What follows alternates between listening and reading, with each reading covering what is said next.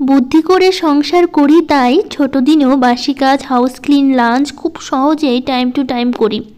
রাধে রাধে বন্ধুরা, কেমন আছো তোমরা সবাই? আশা করি ভীষণ ভালো আছো, আমরাও কিন্তু খুব ভালো আছি।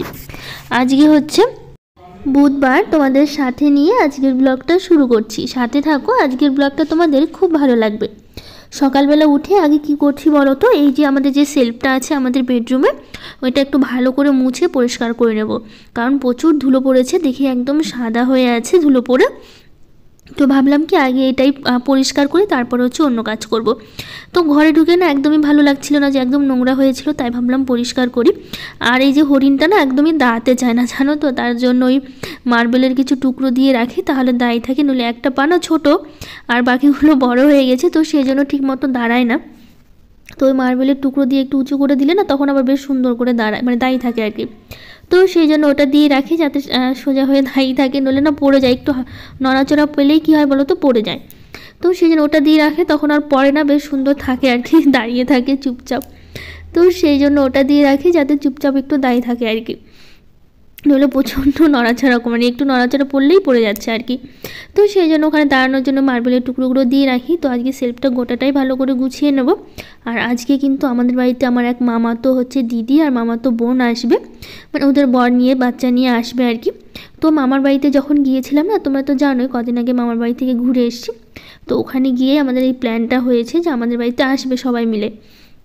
তো কবে আসবে সেটাও একদমই ঠিক করা মানে হচ্ছিল না, যে কবে যাব। তারপরে হচ্ছে বললো যে মাঘ মাসের 1 তারিখে, মানে আমার মামাতো বোন, যেটা মানে দুই মামার দুই মেয়ে আর কি, মানে আরও মানে মামারও মেয়ে আসার কথা ছিল, কিন্তু তারপর বৌদি আসার কথা ছিল, মামাতো দাদার বউ। তো সে আসতে পারেনি, শুধু দুই বোন মানে দিদি আর বোন এসছে আর কি। তো মাঘ মাসের 1 তারিখ ছিল, যেহেতু মানে আজকে আর কি মাঘ মাসের 1 তারিখ পড়ছে, তো ওর আবার হচ্ছে অ্যানিভার্সারি পড়ছে আমার মামাতো বোনের। তো ও বললো কি তাহলে ওই দিনই যাবো, তাহলে এখানে এসেই অ্যানিভার্সারি পালন করা হবে। তো সেই হিসাবে আমাদের প্ল্যান করা হয়েছে। তো সেই হিসাবেই আসা হলো, মানে আসবে আর কি ওরা আজকে।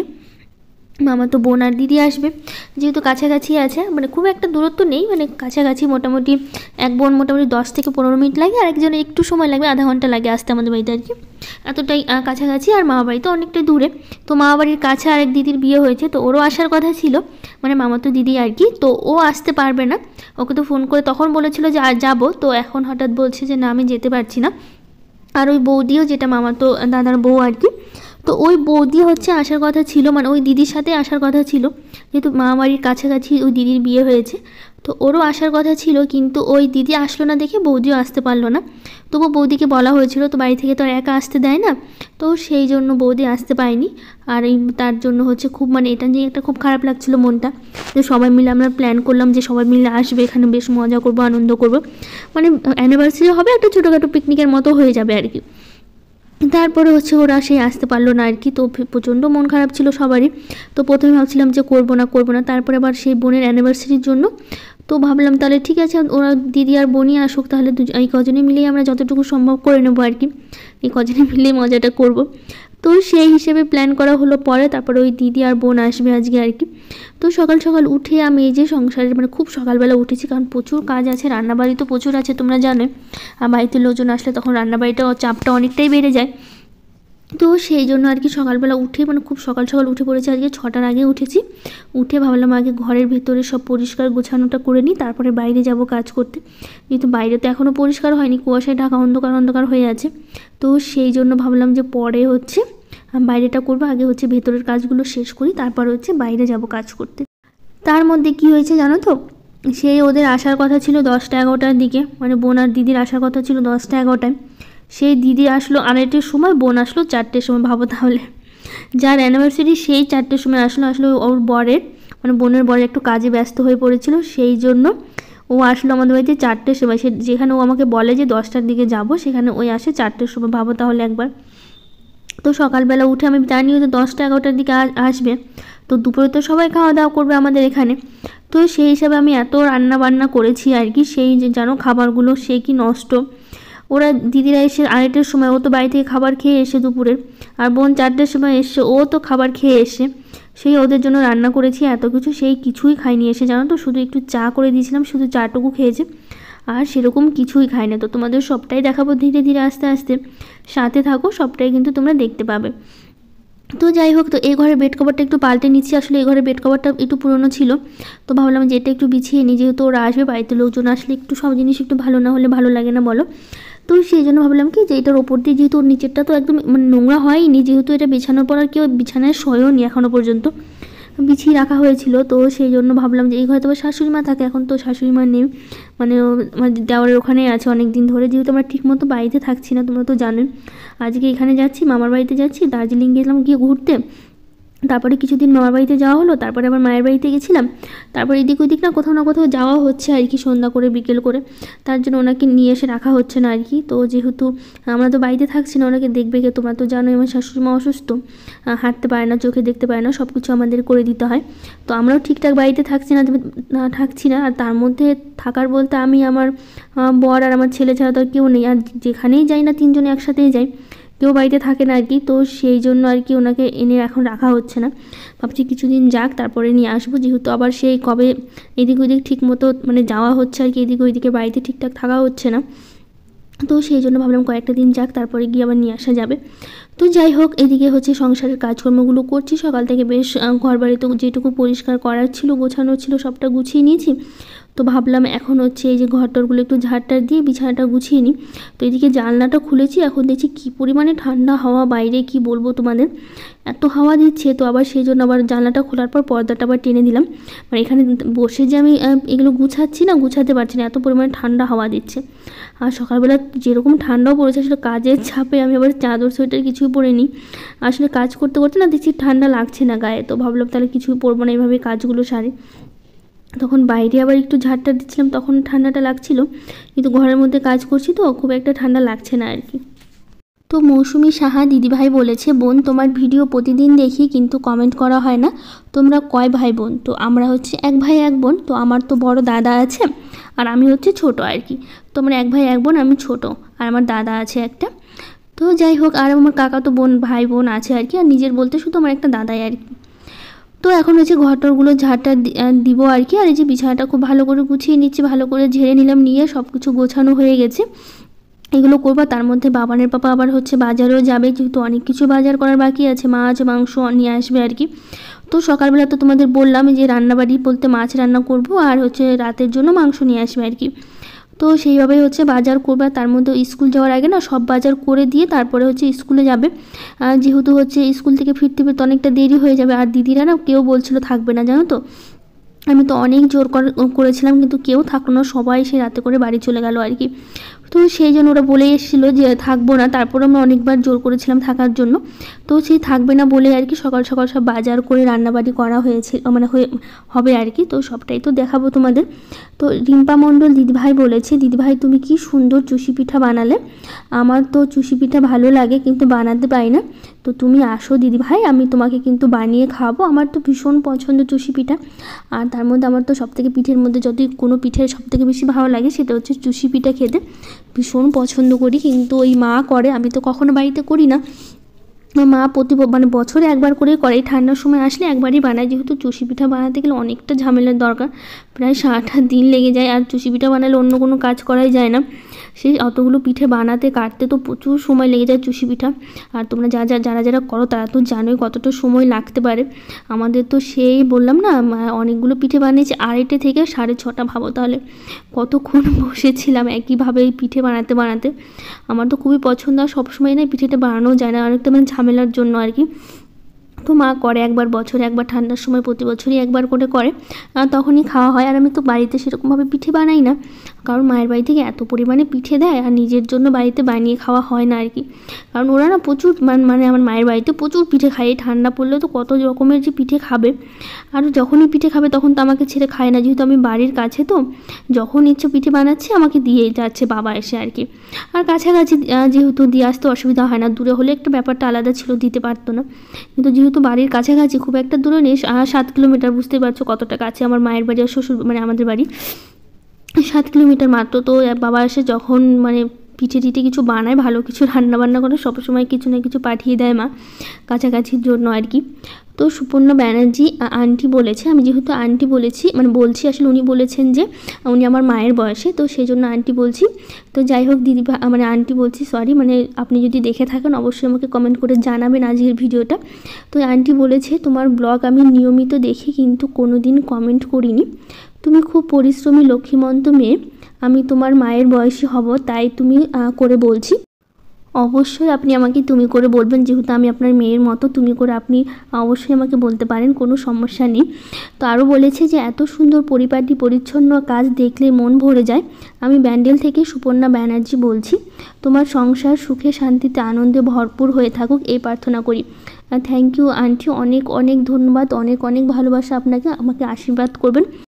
এইভাবেই যেন আমার সংসারটাকে আমি সুখে শান্তিতে ভরিয়ে তুলতে পারি, আর আপনিও খুব ভালো থাকবেন এই প্রার্থনা আমিও করি। আর এইভাবে পাশে থাকবেন আর ভালোবাসা দিবেন, এটাই আমি সবসময় চাই আপনার কাছে, আর তোমাদের সবার কাছেও কিন্তু আমি একই জিনিসই চাইছি। তো যাই হোক, দেখো এদিকে সব কাজ শেষ করে ভাবলাম কি ঘরটাও মুছে নিই, আর বাবানের বাবা গেছে বাজারে, তো বাজার থেকে তো এখনও আসেনি, তো ভাবলাম কি যেহেতু বাজার থেকে আসেনি আর হাতে অনেকটা সময় আছে, চুপচাপ বসে থাকবো কি, তাহলে ঘরটাও মুছে রাখি, তাহলে কাজটা এগিয়ে থাকবে। আর আমি তো ভেবেছিলাম ওরা তো খুব সকাল সকাল আসবে, আর সকাল সকালে আমার কাজটা শেষ করতে হবে, কারণ ওদের সামনে কাজ করতে ভালোও লাগবে না। এসে সবাই মিলে এক জায়গায় হব, একটু গল্পগুজো করব। আর তার মধ্যে সেই ছোটোবেলা থেকে সেই মামাতো বোনদের সাথে থেকে বড় হয়েছি বলো, আর যে বোনের অ্যানিভার্সারি না সব থেকে বেশি আমি ওর সাথে মিশেছি, যেহেতু বাকি দিদিদের বিয়ে হয়ে গিয়েছিলো, আর যেহেতু দিদির থেকে বোনের সাথে বেশি মিশা যায় আর কি। আর তার মধ্যে ওর আমি একই বয়সে, মাত্র 1 বছরের ছোটো, ওই বোনটা আমার থেকে আর কি 1 বছরের ছোটো। তো বুঝতেই পারছি 1 বছরের ছোটো খুব একটা না, একদম সমবয়সী ছিলাম আর কি। আর ছোটোবেলা থেকে প্রচুর মামার বাড়িতে যেতাম, এখন তো যাই না বললেই চলে। আগে তো বিয়ের আগে যখন ছোট ছিলাম আর কি, তখন তো প্রচুর মায়ের বাড়িতে যাওয়া হতো, অনেক মায়ের বাড়িতে গিয়ে থেকেছি। সেই তো আমি যখন মাধ্যমিক পরীক্ষা দিই তখন তো মামার বাড়িতে গিয়ে আমি 1 মাস থেকে এসেছিলাম আর কি, যেহেতু তখন দিদাও ছিল। এখন তো দিদা নিয়ে 1 বছর হলো, দিদা মারা গেছে। তো যাই হোক, মামার বাড়ি থেকে তো প্রচুর ভালোবাসা পেয়েছি, আর ছোটোবেলায় আর কি প্রচুর মামার বাড়িতে যেতাম। মা তো গল্প করতো জানো তো, যে হচ্ছে আমি নাকি ছোটোবেলায় আসার সময় কি কান্না করতাম, আমি আর দাদা দুজনেই আর কি, যখন ছোট ছিলাম মামার বাড়িতে গেলে আর আসার ইচ্ছে করতো না জানো তো, এত পরিমাণে কান্না করতাম তখন। আর তো মা সেই নিয়ে আসতে পারতো না, আসার সময় এত কান্না করতাম, মানে মামার বাড়ি থেকে আসবোই না, থেকেই যাবো আর কি। আর ওই বোনের সাথে এত খেলেছি, এত মিশেছি, তোমাদের কি বলবো, মানে ছোটোবেলা থেকে প্রচুর মিল ছিল আমাদের, মানে ওই বোনটার সাথে সব থেকে বেশি মিশা হতো। আর প্রচুর খেলাধুলো করতাম ছোটোবেলায়। আর ছোটোবেলায় তো জানোই কত রকমের খেলাধুলো ছিল আমাদের সময়টা, এখনকার বাচ্চারা তো সেগুলো বুঝবে না, মানে আমাদের ছেলেমেয়েরা সেই খেলাধুলো জিনিসটা মানে সেটা বুঝবে না, যেহেতু এখন ফোন হয়ে গেছে সবার হাতে হাতে। আর আমরা তো ছোটোবেলায় খেলাধুলো করে বড় হয়েছি, তখন তো আর ফোনের ব্যাপারটা ছিল না। তো সেই জন্য সেই ছোটোবেলার স্মৃতিগুলো সত্যি খুব মনে পড়ে, আর ভালো লাগে সেই দিনগুলোর কথা ভাবলে, যে আমরা কত খেলেছি, কত মিশেছি, সবার সাথে কত আনন্দ করেছি। কিন্তু আমাদের ছেলেমেয়েরা কিন্তু সেই জিনিসগুলো কিন্তু এখন একদমই পায় না, শুধুমাত্র এই ফোনের জন্য। আসলে আমরাও সেইভাবেই বড় করেছি আর কি, সেইভাবে ওরাও বুঝতে পারে না, কিন্তু আমরা আলাদাভাবে বড় হয়েছি, আমাদের ছেলেমেয়েরা কিন্তু আলাদাভাবে বড় হচ্ছে। তো যাই হোক, এই যে বাবানের বাবা বাজারে গেছে, বাজার থেকে মাংস নিয়ে এসছে, আর নিয়ে এসছে মাছ, আর এখন রান্না করছি সকালবেলা, মানে ওদের জন্য ভেবেছিলাম দুপুরে এসে খাবে, তো সেটা ভেবেই আমি সেই মাছের ঝোল করছিলাম। আলু ফুলকপির তরকারি তো হয়ে গেল তোমরা দেখলেই, আর করছি এই যে ডালটা ফোড়ন দিচ্ছি, ডালটা আমি প্রেসারে বসিয়ে দিয়েছিলাম যাতে সেদ্ধ হয়ে যায়। তো এদিকে ডাল করছি, আর মাছের ঝোল, আর হচ্ছে বাঁধাকপির ঘন্ট ভেবেছিলাম এগুলো করে রাখি, দুপুরবেলা এসে সবাই মিলে খাবে। তো সেটা তো বললাম তোমাদের, একজন আসলো 2:30টার সময়, একজন আসলো 4টের সময়, কেউ এসে খায়নি। এগুলো সব রাত্রেবেলায় সে একটু একটু করে মাংসের সাথে সাথে দিয়েছি। এখন কি করব, সেহেতু দেওয়ার পর তো অনেক থেকে গেছিলো জানো তো, পরের দিন তো আমাকে রান্নাই করতে হয়নি, এরকম অবস্থা। পরের দিন সারাটা দিন আমি রান্না করে নিয়ে এগুলো মানে এগুলো দিয়েই পার করে দিয়েছি আর কি সারাদিন। মাছ মাংস সব, ডাল তরকারি যা যা ছিল সবই বেঁচে গেছে, কোনো কিছুই শেষ হয়নি, অর্ধেক অর্ধেক করে শেষ হয়ে গেছে, অর্ধেকটা করেই থেকে গেছে। তো এই পরের দিন তো আমাকে একদমই রান্নাবাড়ি করতে হয়নি, সকাল থেকে একদম সন্ধ্যা পর্যন্ত শুধু ওগুলোই খাওয়া হয়েছে আর কি। তো যাই হোক, এইদিকে দেখো, এদিকে ডালটা হয়ে গেছে, তারপরে তো ফুলকপির তরকারিটা হয়ে গেছে, এদিকে আমি বাঁধাকপিটা বসিয়ে দেবো এখন। বাঁধাকপিটা সব সবজিগুলো যে কেটে নিয়েছি, আগে থেকে কেটে নিয়ে ভাবলাম রান্নাটা বসাই, তাহলে বেশ তাড়াতাড়ি হয়ে যাবে আর কি। তো পাশে বাঁধাকপিটা বসালাম, আর সবগুলো মাছ ভেজে তুলে নিয়েছি। আর এদিকে মাছের ঝোলের জন্য না আমি আলুটা হচ্ছে কষিয়ে নিচ্ছি, তারপরে হচ্ছে আলুটা কষানোর পর তারপর হচ্ছে মশলা দিয়ে ভালো করে ভেজে। তো মমিতা সরকার দিদিভাই বলেছে, খুব ভালো লাগলো দিদিভাই তোমার ভিডিওটা দেখে আমার এমনিতেই খুব ভালো লাগে তোমার ভিডিওগুলো দেখতে, সেই জন্য প্রতিদিন অপেক্ষা করে থাকি যে কখন তুমি ভিডিও আপলোড করবে। থ্যাংক ইউ দিদিভাই, অনেক অনেক ভালোবাসা তোমাকে, এইভাবে ভালোবাসা দিও, আমার সাথে থেকো আর পাশে থেকো। তো আগের দিন ব্লগে আরও কিছু দিদিভাই কমেন্ট করেছে, এপি ডেলি ব্লগ, লাড্ডু গোপুর নাটঘাট, Anamika Hazra, Susmita village lifestyle, Anwesha Majumdar, Rinti Haldar, Papri kitchen, Madhushree world, Papri kitchen and blog, আয়াজের মা, অর্পণা দাস, মঞ্জুলা মহন্ত, রাবুজ কুকিং, সুস্মিতা দাস মহারানা, রিশাদ হোসেন, তাপসী চক্রবর্তী, তুলি, রঞ্জিত রায়, মারিয়ার বারভুইয়া ব্লগ, গঙ্গা রান্নাঘর, রেনবো লাইভ, মমিতা সরকার, পায়েল উপাধ্যায়। সবাইকে থ্যাংক ইউ, অনেক অনেক ভালোবাসা, যারা যারা কমেন্ট করেছো সবাইকে অনেক অনেক ভালোবাসা, এভাবে ভালোবাসা দিয়ে যেও আর পাশে থেকো। তো যাই হোক, দেখো এদিকে বাঁধাকপির ঘন্টটা আমার হয়ে গেছে, আর মাছের ঝোলটা কিন্তু একদমই ফুটে উঠেছে। তো সবগুলো মাছই রান্না করে নেব। তো ওদের জন্য ভাবলাম সবাই খাওয়া হবে, আর আমাদেরও দুপুরে খাওয়া হবে, তার মধ্যেও ওরা সবাই মিলে এসে খাবে। তো সেই জন্য সবগুলো মাছই রান্না করেছি, তার জন্য একটু বেশি পরিমাণে মাছ কিছুটা রেখে দিলে ভালো হতো, কিন্তু আমি তো জানি না যে ওরা এরকমভাবে দেরি করে আসবে, ওদের জন্য রান্না করাটাই আমার মানে বেকার হয়ে গেল আর কি। যাই হোক, রাতে একটু একটু করে দিয়েছিলাম, কি করবো এখন, এগুলো তো নষ্ট করা যায় না, যেহেতু ওদের হয়ে রান্না করেছি ওদের কথা ভেবে। তো সেই জন্য সব কিছু একটু একটু করে দেওয়া হয়েছিল। তো এইদিকে দেখো মাছের ঝোলটা আমার একদমই রেডি। তো ভাবলাম এখন রান্নাঘরটা খুব ভালো করে পরিষ্কার করে নিই। আর কিন্তু বাবানের বাবা কিন্তু এর মাঝে, আর বাবান কিন্তু স্কুলেও চলে গেছে। আসলে ওরা মাছের ঝোল আর ঘন্টটা খেয়ে যেতে পারেনি। যখন আমার ডাল আর আলু ফুলকপির তরকারিটা হয়েছিল না, তখন যেহেতু বাজার থেকে আস্তে আস্তে অনেকটা দেরি হয়ে গেছিলো, আর এত কিছু রান্না করা তো আর সম্ভব হয়ে ওঠেনি, যেহেতু অনেকটা দেরি করে বাজার থেকে এসছে। তো সেই জন্য ডাল আর আলু ফুলকপির তরকারিটা দিয়ে বাবানের বাবাকে খাইয়ে তারপরে কিন্তু আমি স্কুলে পাঠিয়ে দিয়েছি। ওরা দুজনেই স্কুলে চলে গেছে, আর আমি কিন্তু এখন বাড়িতে একাই আছি। তো সেই জন্য ওর বাবানকে রেডি করিয়ে দিয়ে তারপর বাবানের টিফিন রেডি করিয়ে ব্যাগ গুছিয়ে সব কিছু করে বাবানকে স্কুলে পাঠিয়েছি। আসলে তাড়াহুড়োর মধ্যে তখন আর ভিডিওটা করা হয়ে ওঠেনি, ওদের খেতে দেওয়া সব কিছু করে দিয়ে তারপর ওদের স্কুলে পাঠালাম। তারপরে আমি ওদের পাঠিয়ে তারপর মাছের ঝোলটা আর বাঁধাকপির ঘন্টটা করে নিয়েছি। তো সেই জন্য তোমাদের সাথে শেয়ার করা হয়নি, যেহেতু খুব তাড়াহুড়োর মধ্যে করছিলাম।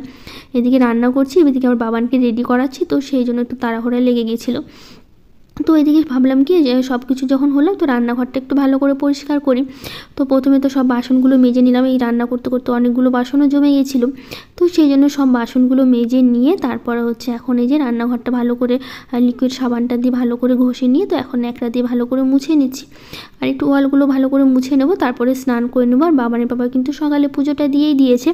আসলে ও সকাল সকালে স্নান করেছে, আর তার মধ্যে একটু কাজের চাপে আমি ছিলাম, তো বললো তাহলে আমি পুজোটা দিয়ে দিই, তোমার তো কাজ করতে করতে অনেকটা সময় লেগে যাবে, তো তোমার তো দেরি হয়ে যাবে, এইদিকে ওরা আবার সকাল সকাল আসবে, তো সেই জন্য আমি পুজোটা দিয়ে দিচ্ছি। তো আমি বললাম ঠিক আছে দিয়ে দাও তাহলে, ওরা যেহেতু তাড়াতাড়ি আসবে বলেছে।